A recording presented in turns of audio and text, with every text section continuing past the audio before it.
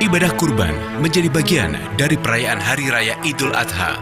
Bagi kaum muslimin, berkurban menjadi panggilan syariat untuk senantiasa ditunaikan, terkhususnya bagi orang yang mampu. Masa pandemi pun bukan menjadi penghalang. Umat Islam justru menjadikan kurban sebagai momentum untuk menumbuhkan jiwa kemanusiaan dan sosial, sekaligus sebagai bentuk rasa syukur kepada Allah Subhanahu wa Ta'ala. Umat Islam di tanah air, khususnya di Jawa Tengah, dari tahun ke tahun terlihat senantiasa memiliki komitmen dan semangat berkurban yang tinggi. Hal ini sejalan dengan meningkatnya kadar keimanan serta kesejahteraan ekonomi karena ibadah kurban membutuhkan biaya. Hanya saja pelaksanaan kurban di tengah pandemi saat ini harus mendapat perhatian dari berbagai pihak. Selain teknis penyembelihan dan perawatan hewan kurban, perlu diatur pula kerumunan massa di saat penyembelihan kurban. Panitia kurban harus mampu menerapkan protokol kesehatan untuk mencegah penyebaran wabah COVID-19. Penggunaan APD oleh petugas penyembelihan, pengulitan, hingga pemotongan daging hewan kurban sangat direkomendasikan untuk dilakukan.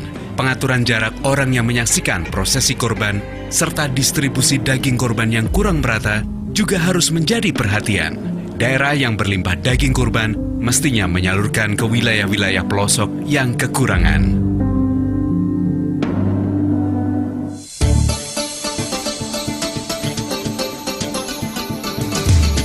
Disiarkan dari Best Western Premier Solo, inilah diskusi terhangat Prime Topic dengan judul Jiwa Berkurban di Tengah Pandemi. Selamat mengikuti. Assalamualaikum warahmatullahi wabarakatuh. Selamat pagi, apa kabar pendengar dan pemirsa? Kita berada di acara Prime Topic kali ini bersama saya Dendi Ganda. Saya akan ajak Anda untuk berdiskusi di Prime Topic kali ini dengan tema Jiwa Berkorban di Tengah Pandemi yang disiarkan langsung dari Ruang Violan Best Western Premier Solo. Baik, bersama saya ada narasumber-narasumber yang sudah hadir. Kalau tadi di awal kita sudah menyimak apa yang akan kita bahas, saya perkenalkan dulu narasumber saya. Di sebelah saya ada Habib Quadli Abdul Al-Katiri. Assalamualaikum Pak Haji. Baik, waalaikumsalam warahmatullahi wabarakatuh. Para pemirsa, pendengar setia di rumah, semoga ada dalam keadaan sehat walafiat. Berikutnya ada Bapak Lalu Muhammad Safriadi, Kepala Dinas Peternakan dan Kesehatan Hewan Provinsi Jawa Tengah.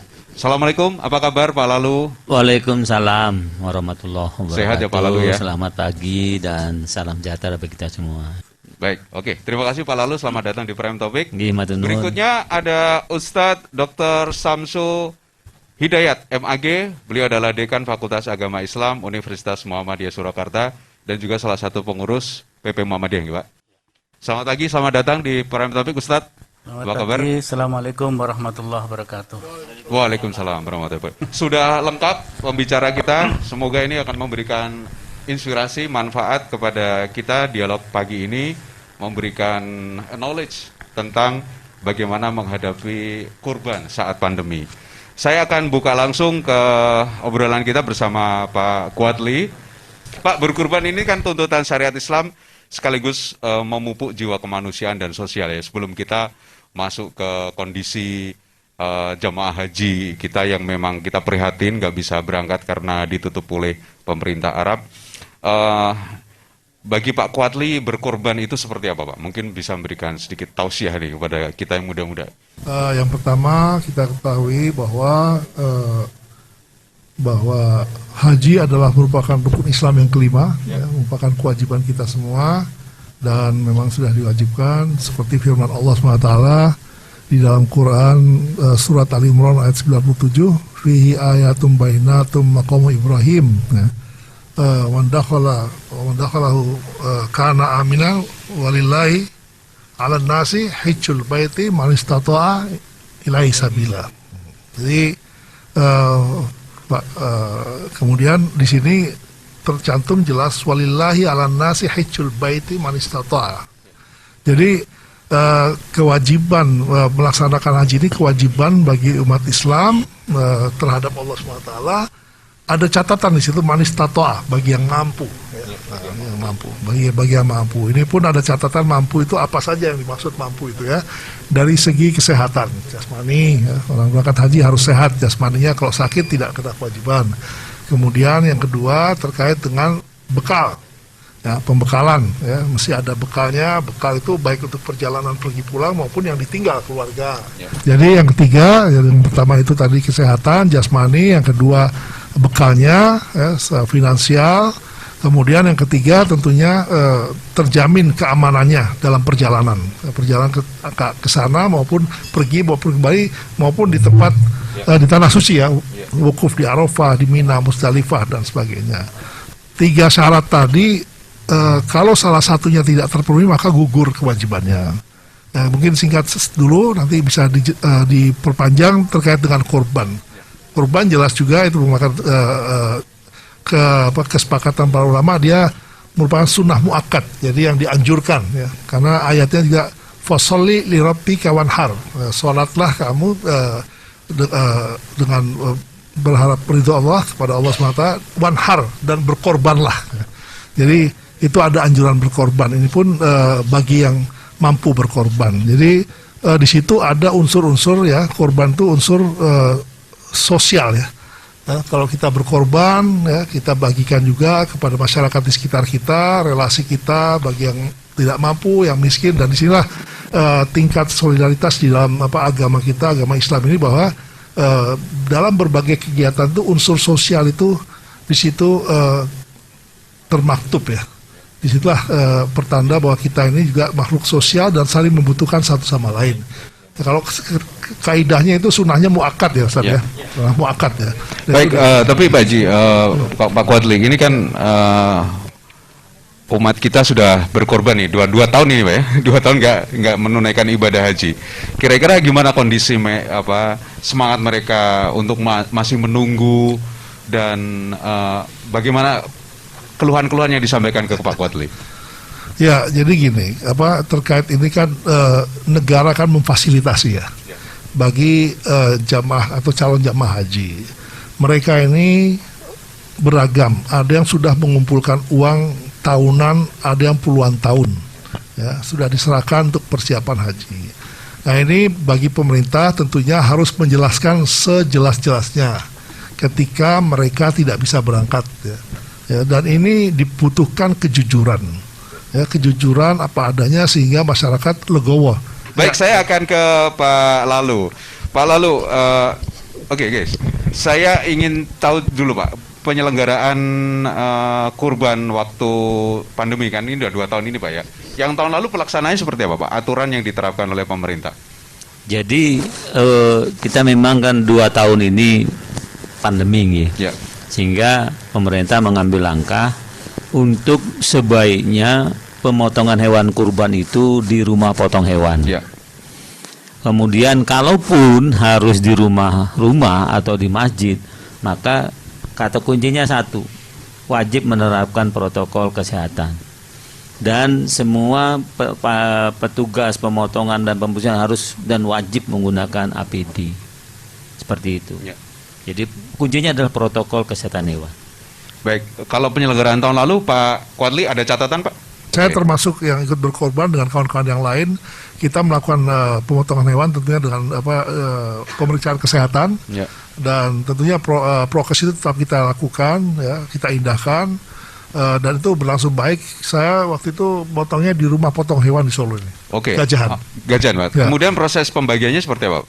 Ya, pembagiannya kita setelah dipotong di sana, dipotong kecil-kecil, kemudian dibawa ke satu tempat untuk cacah lagi, kemudian dibungkus di plastik, kemudian diedarkan, dibagikan ke beberapa warga sekitar. Baik, Pak, lalu nanti saya juga akan tanya bagaimana aturan di tahun ini, Pak, ya.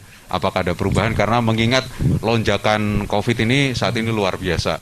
Meskipun tadi saya cari di Inris di Solo ini sekitar ini masih belum merah, Pak. Tapi juga masih deg-degan juga. Ingat teman-teman, prokesnya juga masih perlu diingatin terus. Kita akan break dulu. Anda masih ikuti diskusi terhangat Prime Topic dengan judul Jiwa Berkorban di Tengah Pandemi. Anda masih ikuti diskusi terhangat Prime Topic dengan judul Jiwa Berkorban di Tengah Pandemi. Baik, saya ke Pak Ustadz nih, ke Pak Samsul. Pak, ya. Kira-kira apa saja sih yang menjadi syarat sesuai tuntunan Islam? Apakah masyarakat Jawa Tengah ini memahami tentang cara berkurban? Ya, apa namanya? Secara umum gitu. Secara umum dari segi binatangnya, Ya. binatang itu harus sehat, gemuk ya. Samin dalam bahasa hadisnya itu samin gemuk, nanti berdaging gitu ya. Ya. Kemudian tidak boleh kurus kering, tidak boleh pincang ya. Tidak boleh ini matanya. Maaf, mungkin mic-nya bisa lebih dekat. Tidak boleh apa namanya matanya ini apa buta, tidak ya. boleh juga. Artinya memang binatangnya harus betul-betul Sempurna, prima ya? ya, prima. Itu dalam hadis Nabi dinyatakan begitu dengan jelas. Ya. Kemudian bagi sahibul korban tentu bagi yang memiliki kemampuan ya, itu apa namanya sunnahnya sunnah muakkad, jadi sunnah yang sangat ditekankan, sehingga Nabi mengatakan man lahu sa'ah walam yudhi fala yaqrabanna musallana. Orang yang memiliki kemampuan untuk berkorban kok tidak berkorban, jangan dekat-dekat tempat sholatku. Artinya Nabi artinya apa ya, tidak menyukai orang yang mampu kok nggak mau berkorban. Seseorang mungkin punya kemampuan untuk berkorban, tapi kemampuannya terbatas. Ya. Sementara tetangga-tetangga mungkin terkena pandemi ini butuh pertolongan yang sangat mendesak. Maka para ulama kita memfatwakan prioritasnya yang mana kan gitu kan. Menolong orang yang sakit untuk kesembuhannya itu adalah wajib. Sementara berkorban adalah sunnah muakkad. Maka kalau kemampuannya terbatas, diprioritaskan untuk memberikan pertolongan yang sangat mendesak itu. Tentu kalau punya kemampuan kedua-duanya itu lebih bagus. Ya menolong iya, berkorban juga iya. Misalnya saat ini saya lagi nabung pengen beli hewan kurban misalnya. Ya. Kemudian tetangga saya ada yang positif atau Ya. saat ini lagi terdampak COVID. itu. Berarti kalau misalnya uang saya cukupnya hanya untuk bantu, saya mending bantu itu Lebih gitu ya. bantu itu Seperti lebih, itu ya. lebih didahulukan, diprioritaskan. Kan itu wajib malah hukumnya. Sedangkan berkorban ini sunnah muakkad ya. Baik. Prioritas Sekarang Islam. pemahaman masyarakat sendiri di tengah pandemi ini berkorban seperti apa? Ya saya kira kalau masyarakat kita, umat kita beragam ya dalam memahami.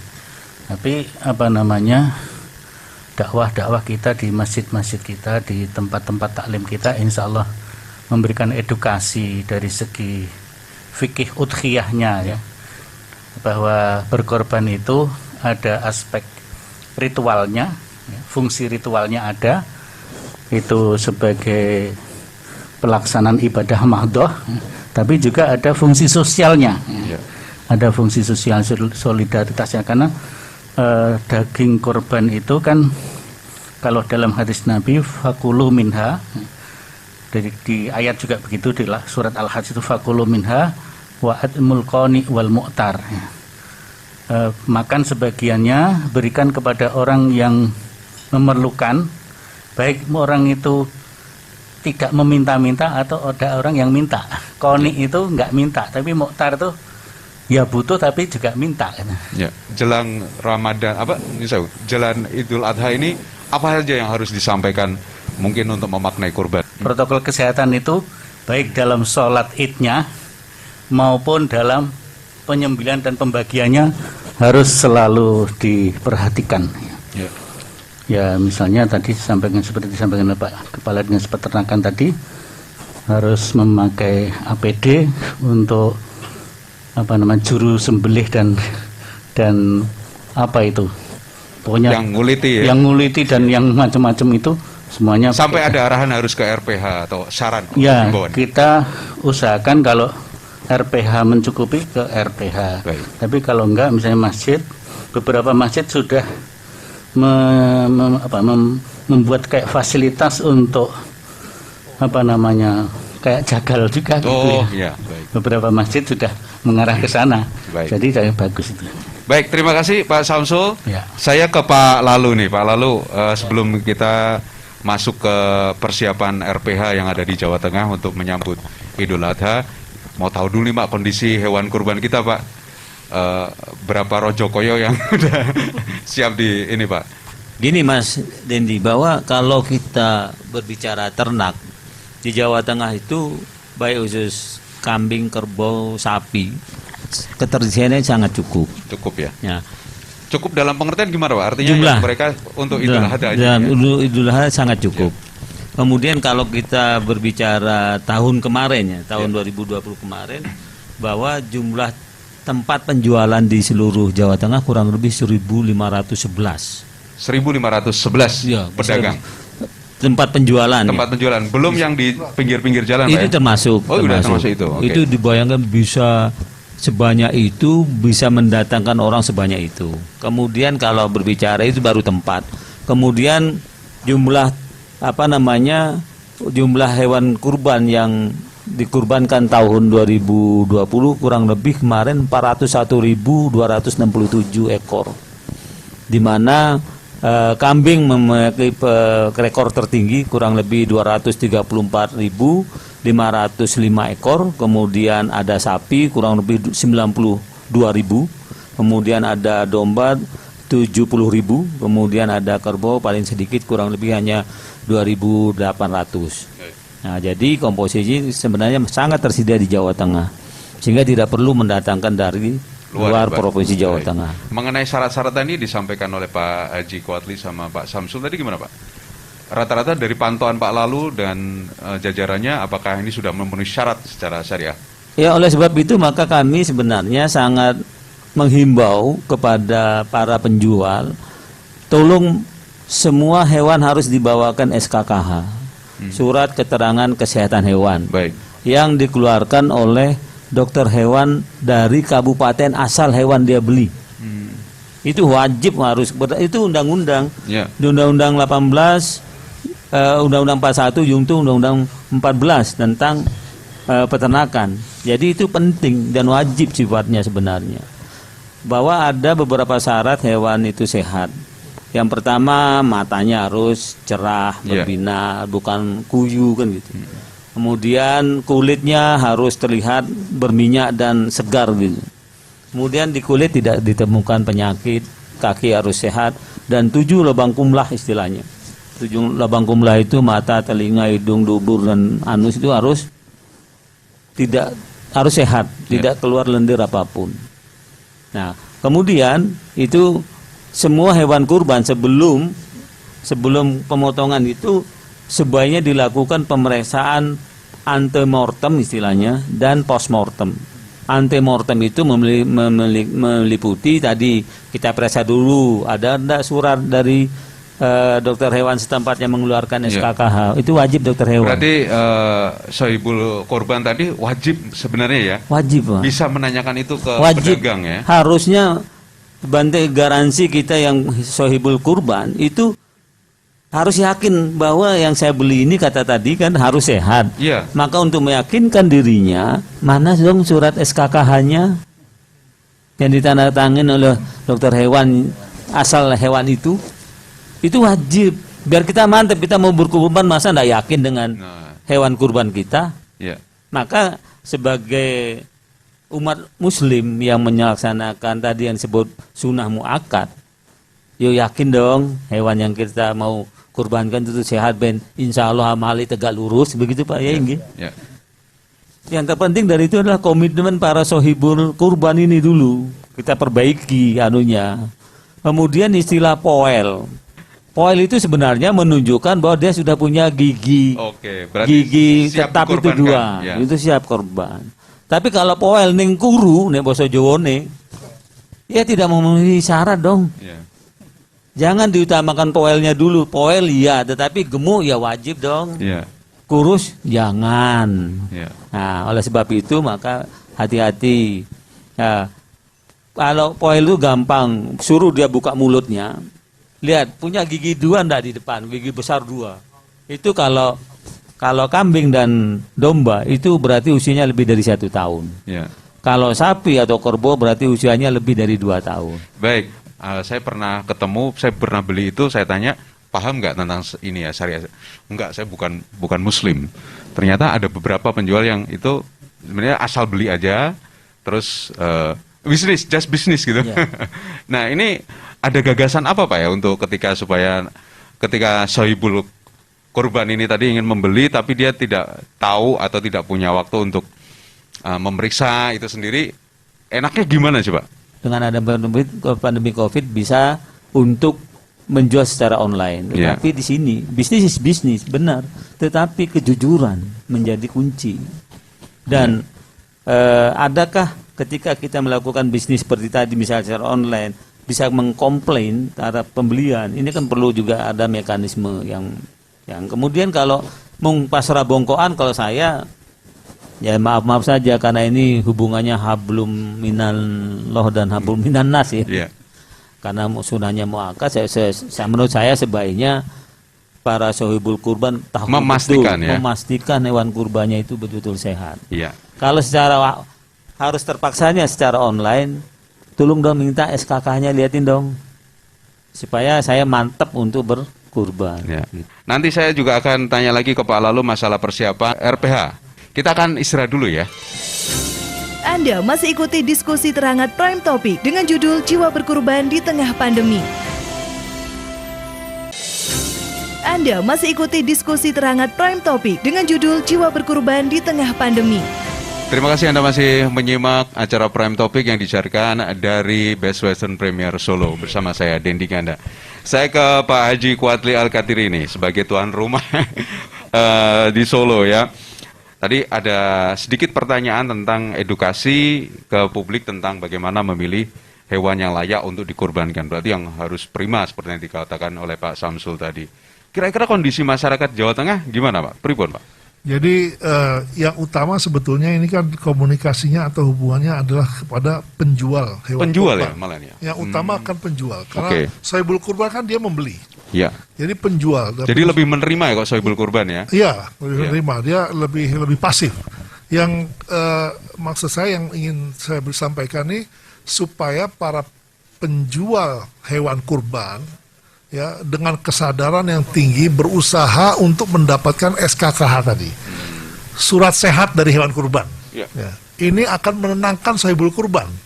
Ketika sohibul kurban mau membeli hewan kurban tanpa ditanya ini kambing saya ini sehat nih suratnya, gitu kan? Jadi itu menenangkan.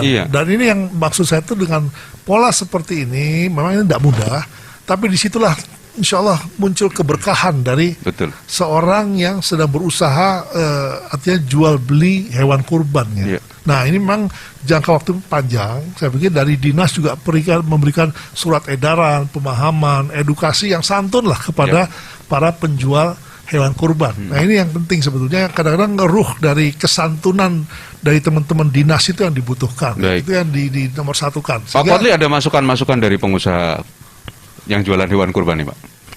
Ya sampai sekarang mereka melakukan penjualan hewan kurbannya biasa saja. Mereka tidak terpikir tentang SKKH. Yang saya tahu tuh di lapangan nggak ada Pak. Jadi dia beli kambing dari desa jauh sana dibawa, kemudian dijual. Ada yang di pinggir-pinggir jalan ditaruh. Nanti siapa yang mau beli silahkan gitu kan. Jadi tidak mengikuti regulasi atau aturan yang ada gitu. Tapi yang membeli ya sampai sekarang selama ini dia beli, dia sembeli, ya alhamdulillah aman-aman saja gitu kan. Terus pakai bahasanya poel tadi kan.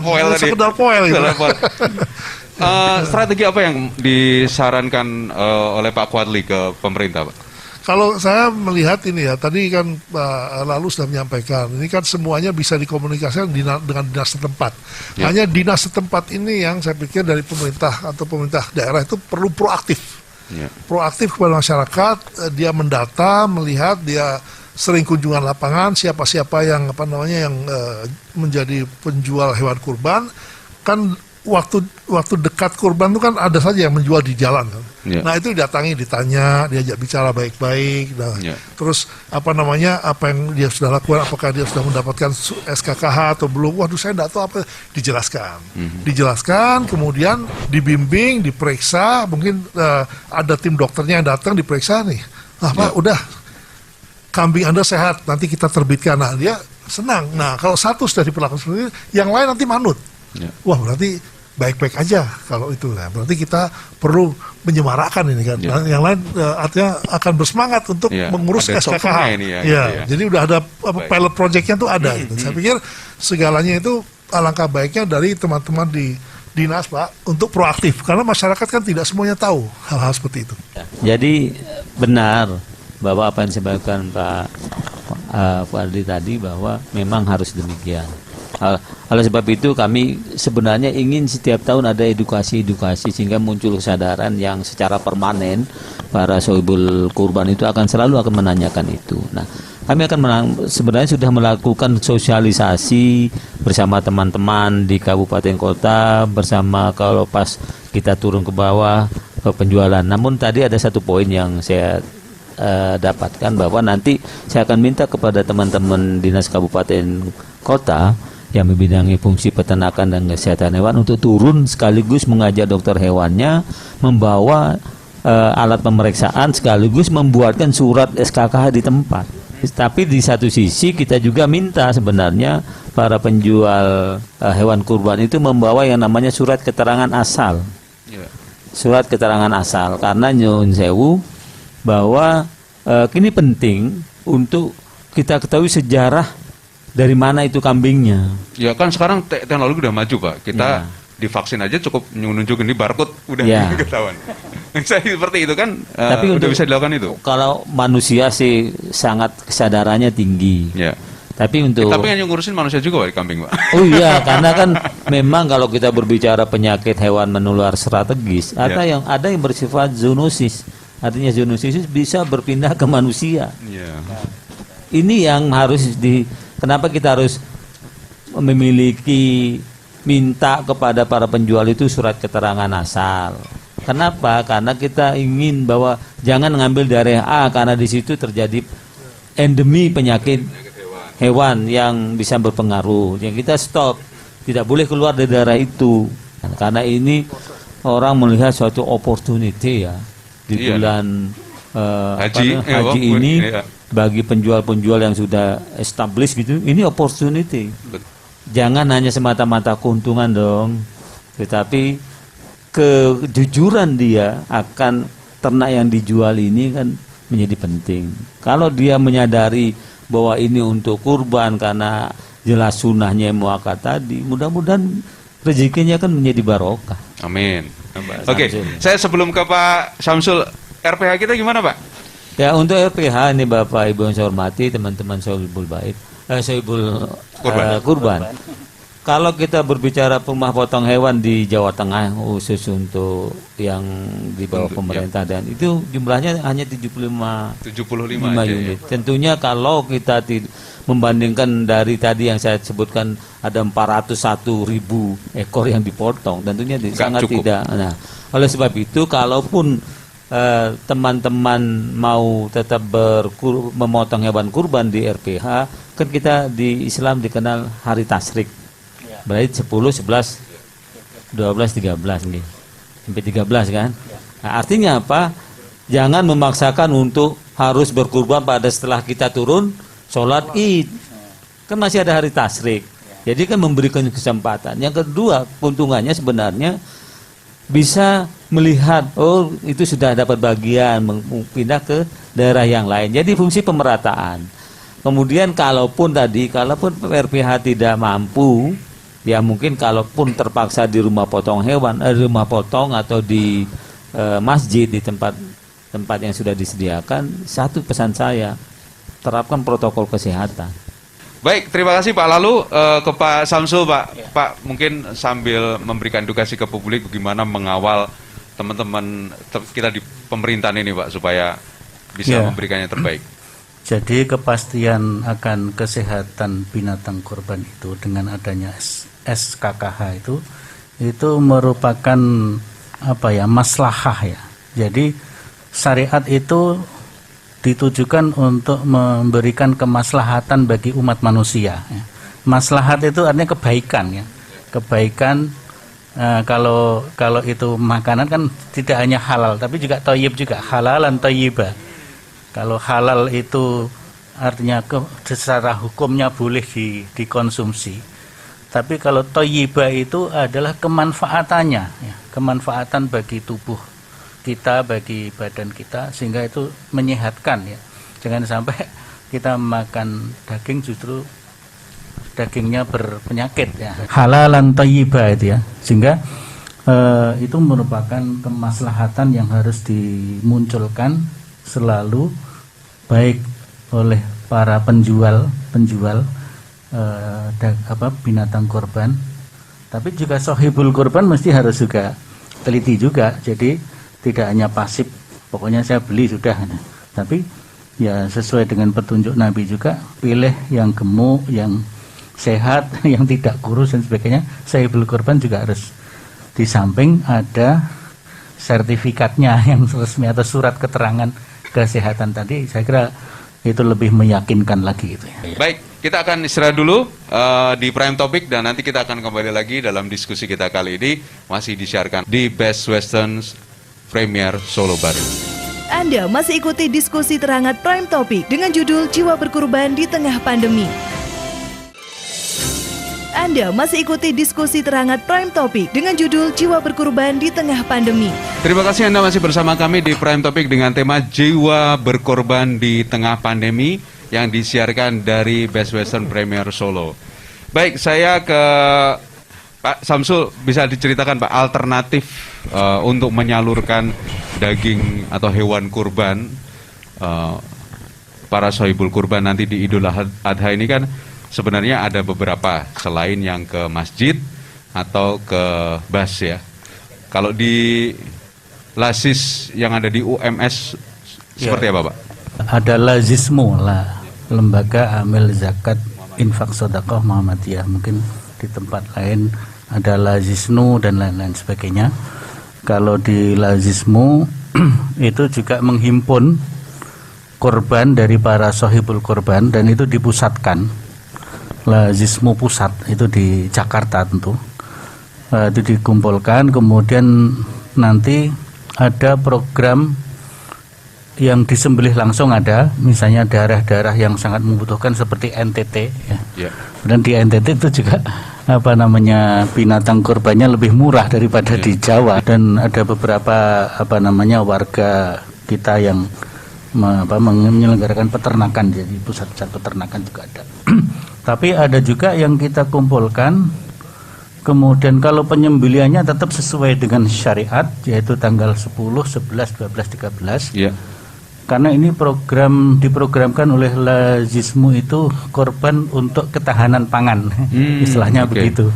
Bisa dijelaskan Pak seperti apa? Jadi korban ini kemudian setelah disembelih sesuai jadwal syariat 10, 11, 12, 13 ya. Kemudian dilakukan kornetisasi, jadi dibuat dikemas, di kaleng ya. Di kaleng. Ya. Mungkin per kaleng sekitar berapa ya? Setengah kilo atau berapa gitu? Oh, setengah kilo, gede loh Pak itu. Seperempat atau setengah kilo, lupa itu, antara itu sekitar itu pokoknya kap. Nah itu proses pengalengan ini kan nggak bisa cepat ya. Ya, butuh waktu. Butuh waktu mungkin sebulan sampai 2 bulan. Oh, sebulan sampai 2 bulan Pak ya, proses itu ya. Sehingga nanti pendistribusiannya itu sudah bulan ketiga kira-kira begitu. Dan itu didistribusikan ke seluruh daerah-daerah yang membutuhkan. Dan ada memang daerah-daerah yang belum pernah ada korban itu ada Pak. Sekarang dengan adanya program ini mereka bisa Ini kan masih ada pandangan masyarakat yang pengennya nih kalau kurban itu ya disalurkan ke yang berkeyakinan sama. Muslim. Nah, dalilnya sebenarnya berkurban ini seperti apa sih? Jadi kalau di dalam hadis Nabi itu kan sebagian dimakan oleh sahibul kurban, kemudian disedekahkan kepada fuqara wal masakin, kemudian juga disimpan dan dihadiahkan. Memang prioritas mungkin fuqara wal masakin minal muslimin ya. Kalaupun itu sudah tercukupi bisa kepada yang lainnya. Nah, kalau hadiah ya, jadi kita berkorban. Kanan kiri kita kan tidak semuanya muslim. Betul. Ada non muslim, kita hadiahkan sebagai persaudaraan sesama umat manusia, sekaligus juga sebagai dakwah juga. Berbhinneka tunggal ika itu sangat mendukung itu. Terkait dengan nanti berkurban dan ibadah sholat id di tengah pandemi seperti tahun lalu juga. Perbedaannya apa yang dianjurkan oleh PP Muhammadiyah kepada ini Pak umat? Kita akan lebih kepada ini ya, melihat secara ilmu ya. Baik ilmu syariat maupun ilmu kesehatannya. Jadi kalau secara medis bagaimana ya, itu bagian dari ilmu agama juga kan, ilmu medis itu. Jadi antara agama dan ilmu pengetahuan nggak boleh dipertentangkan, itu satu kesatuan. Jadi kita jangan takut corona, kita hanya takut kepada Allah, ya nggak begitu. Jadi kita melaksanakan sholat id dengan itu juga hukumnya sunnah muakkad juga, itu kita melaksanakan perintah syariat. Tetapi kita menjaga kesehatan diri sendiri dan orang lain itu juga perintah syariat juga. Sehingga mana yang diprioritaskan di sini? Ya, jadi menjaga kesehatan, menjaga keselamatan semua itu wajib. Maka itu bagian dari iman itu ya. Sehingga pelaksanaan syariat bisa disesuaikan dengan keadaan yang seperti itu. Islam itu menjaga rahmatan lil alamin. Rahmatan lil alamin. Baik, terima kasih Ustaz Samsul. Kayak ke Pak Quadli nih, Pak Quadli. Kalau tadi sempat berkomentar tahun lalu ritual atau penyelenggaraan berkurban di Jawa Tengah ini relatif sudah berjalan baik. Nah, masukan apa yang perlu disampaikan ke Pemprov? Ada Pak Lalu ini mungkin. Kemudian terkait dengan korban, saya pikir ini yang perlu dijalin edukasi antara teman-teman di dinas ya dengan masyarakat, komunikasinya yang intens, dan masyarakat jangan segan-segan untuk bertanya ya kepada dinas tempat. Dinas tempat juga, teman-teman dinas juga turun ke bawah melihat kondisi masyarakat, sehingga hubungan ini kalau berjalan dengan baik, maka masyarakat tidak akan canggung-canggung lagi untuk bertanya ya. Kondisi pandemi seperti ini banyak yang terdampak ya, baik secara ekonomi ya maupun secara kesehatan jelas ya. Nah, ini yang perlu menjadi perhatian kita semua, dan kalau masing-masing kita melihat sekitar lingkungan, maka semakin banyak yang melihat, insya Allah semakin banyak yang terselesaikan permasalahan di sekitar. Dan ini yang yang menjadi hajat kita bersama, momentum-momentum yang seperti ini ya, Idul Adha, ini kan momentum kita berbagi dengan yang lain ya. Oke, ini ada pertanyaan dari pendengar. Ini dari Zaki di Demak. Saya bingung mau kurban saat ini, padahal sudah saya cita-citakan tiap tahun bisa istiqomah, bisa berkorban. Kondisi keuangan memaksa saya tahun ini untuk tidak berkorban. Soalnya kalau saya berkorban, saya takut dengan kelangsungan kebutuhan hidup sehari-hari. Mohon pencerahannya. Berikutnya dari Irwan di Solo, mohon info bagaimana untuk membeli hewan kurban biar aman dan layak bagi hewan kurban. Mungkin yang pertama dulu bisa ditanggapi Pak Quadli, monggo silakan. Baik, yang pertama bagi kita yang berkorban itu, bahwa berkorban itu cukup sekali seumur hidup. Nah, selebihnya mungkin untuk keperluan-keperluan yang lain lebih urgent. Apalagi tadi sampaikan untuk kebutuhan sehari-hari khawatir tidak terpenuhi. Nanti yang lebih wajib untuk kebutuhan rumah tangganya kan, korbannya sudah dilakukan tahun-tahun sebelumnya. Kita akan break dulu sambil menunggu di segmen berikutnya. Saya akan tanya lebih jauh lagi, tapi waktu kita tidak banyak dengan Pak Samsul soal tadi yang disampaikan oleh Pak Lalu. Kita istirahat sebentar. Anda masih ikuti diskusi terhangat Prime Topic dengan judul Jiwa Berkorban di Tengah Pandemi. Anda masih ikuti diskusi terhangat Prime Topic dengan judul Jiwa Berkorban di Tengah Pandemi. Masih di Prime Topic dengan tema Jiwa Berkorban di Tengah Pandemi. Ini momen yang pas untuk membahas sebelum jelang Lebaran Idul Adha.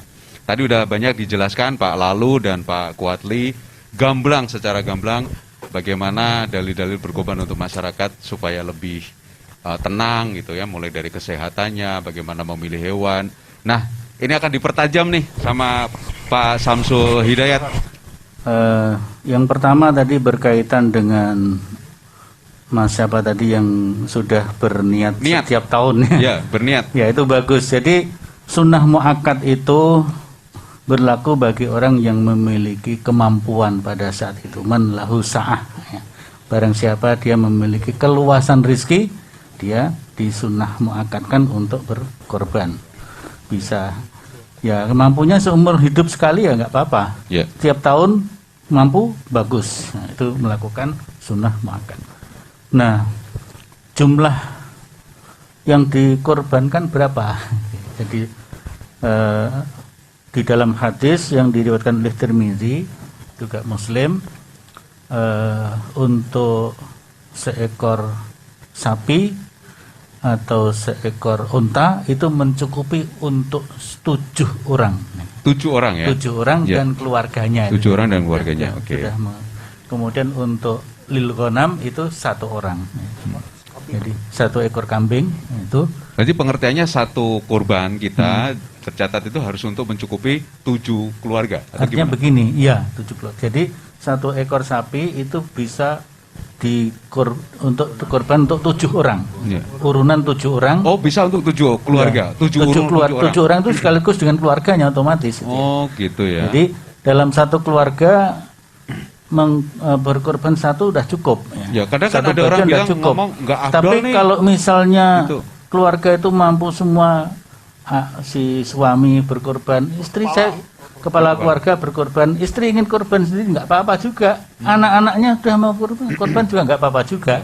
Cuman seandainya salah satu berkorban, maka yang lain itu sebenarnya sudah dicukupi oleh kepala keluarga itu. Baik, waktu kita udah nggak banyak lagi. Mungkin saya ingin minta masing-masing statement penutup. Saya ke Pak Lalu dulu. Silakan Pak Lalu. Saya mohon kepada seluruh pelaksana panitia hewan kurban, tolong pastikan menggunakan pisau yang tajam. Ketika memotong jangan angkat pisau ketika belum selesai memotong. Jadi motong sekali jalan dan pastikan 3 saluran terputus. Kerongkongan, tenggorokan, dan vena kanan kiri itu wajib terpotong, dan motongnya jangan terlalu dekat dengan leher atau jangan terlalu jauh. Itu yang pertama. Yang kedua, ketika sudah menyembelih, pastikan bahwa hewan kurban itu sudah mati total. Cara melihat mati total itu lihat di kornea mata. Ini paling tingkat kesadaran paling rendah itu ada di kornea mata.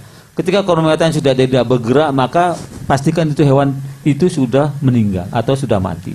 Karena jangan sampai niati api tapi hewannya masih belum mati sempurna, maka tidak halal. Harapan saya itu. Kemudian syukur-syukur kalau tahun-tahun dulu kami melakukan pelatihan yang namanya juleha, juru sembelih halal. Waduh, tak kira penyanyi dangdut itu, Pak. Nah, juru sembelih halal. Nah, sudah kami lakukan setiap tahun sebenarnya sebelum pandemi Covid itu rutin, dan kita lakukan pelatihan bagaimana menjatuhkan dan bagaimana memotong sehingga betul-betul syariatnya dijalankan. Nah, jadi itu himbauan saya, Pak, ya. Dan sekali lagi tolong mohon dengan hormat seluruh panitia kurban dimanapun untuk menerapkan protokol kesehatan dan seluruh petugas pemotong pembagi itu harus menggunakan APD. Baik, terima kasih Pak Lalu. Saya ke Pak Samsul dulu sebelum Pak Kuatli. Pak, ini penutupnya jenengan menjawab pertanyaan ini, Pak. Pertanyaan seputar kurban arisan. Nah, itu seperti apa dalilnya? Sama ini tadi Pak, apa namanya, kurban atas nama keluarga yang udah meninggal atau di atas namakan anaknya atau Ya. Korban arisan itu sebaiknya dihindari ya kan. Ya. Arisan itu sesuatu yang tidak jelas akhirnya ya. Oke. Jadi kalau urunan bertuju untuk beli sapi ya itu nggak apa-apa, bagus karena ada dalilnya jelas. Ya. Kalau arisan ini kan nanti gilirannya dapat kapan kan nggak jelas itu ya. Kalau bisa itu dihindari. Tapi kemudian yang kedua, korban untuk orang yang sudah meninggal itu diutamakan untuk hanya keluarga dekat, kerabat ya, misalnya berkorban untuk orang tua, untuk anak, untuk saudara, itu boleh ya? terutama yang ada wasiatnya itu harus diutamakan ya. Diutamakan ada wasiat. Kalau nggak ada wasiat tapi kerabat dekat, insya Allah bisa. Baik, terima kasih Pak Samsul Hidayat. Dekan Fakultas Agama Islam Universitas Muhammadiyah Surakarta. Terakhir Pak Kuadli, Wakil Ketua DPRD Provinsi Jawa Tengah. Baik, terima kasih. Pertama terkait dengan ibadah haji. Bagi yang belum sempat melakukan ibadah haji, kita tahu semua sampai dia meninggal dunia bisa diwakilkan. Sama dengan korban tadi, bisa diwakilkan. Karena prinsipnya kalau tidak haji, berkorban. Itu terkait dengan haji, dan tentunya kita mengikuti aturan yang ada, dan mudah-mudahan dalam waktu dekat ini ke depan insya Allah warga kita berkesempatan untuk berhaji yang belum berhaji dan sudah mengumpulkan dana haji. Kemudian yang kedua terkait dengan pengganti itu pun bisa dilakukan dengan cara misalnya ada kaidahnya atau tuntunannya sholat sunnah syuruk, itu pahalanya sama dengan haji dan umroh ya kan. Nah, kemudian untuk berkorban tentunya ini semuanya kita mengikuti aturan tadi yang ada, sehingga konteks dari seluruh amaliyah Idul Adha ini jadi mengandung ibadah. Ya, dengan kita punya frame ini, maka buat kita insya Allah melakukan segala sesuatu itu dengan sukarela, dengan ikhlas ya. Apalagi tadi dengan penyembelihannya, itu kan yang dimaksud oleh agama adalah dengan cara yang ihsan. Ya, wa ahsinu kama ahsanallahu innallaha yuhibbul muhsin. Allah menyukai orang-orang yang berbuat ihsan. Jadi ketika memotong sampai selesai, darahnya habis, baru dilepas. Nah, itu yang dimaksud dengan ihsan, sehingga tidak menderita hewan kurban itu. Nah, ini hal-hal seperti ini itu tuntunan dari agama kita, dan marilah kita laksanakan tuntunan agama ini sebaik-baiknya sehingga bernilai ibadah dan akhirnya dampaknya membawa dampak yang positif baik buat diri kita dan masyarakat sekitar kita, di mana kita punya kepedulian kepada mereka, apalagi kaitannya dengan pembagian hewan kurban kepada lingkungan kita. Saya pikir itu yang bisa saya sampaikan. Semoga Allah SWT menerima amal kita semua. Amin. Baik yang berkorban, nanti yang sholat Idul Adha, yang dimana daerahnya hijau bisa sholat, maka di situ tetap perhatikan jaga jarak, dan insya Allah ini semua akan membawa manfaat buat kita semua. Dan sampai jumpa di kesempatan yang lain. Assalamualaikum warahmatullahi wabarakatuh. Waalaikumsalam warahmatullahi wabarakatuh. Luar biasa sumber kita, berikan aplaus dong. Banyak sekali insight, banyak sekali informasi yang bermanfaat, saya yakin itu menjelang Idul Adha. Oke, dari Best Western Premier Solo Baru, saya Dendi Ganda beserta kru yang bertugas mengucapkan terima kasih atas kebersamaannya. Kita ketemu di Prime Topic edisi berikutnya. Assalamualaikum warahmatullahi wabarakatuh.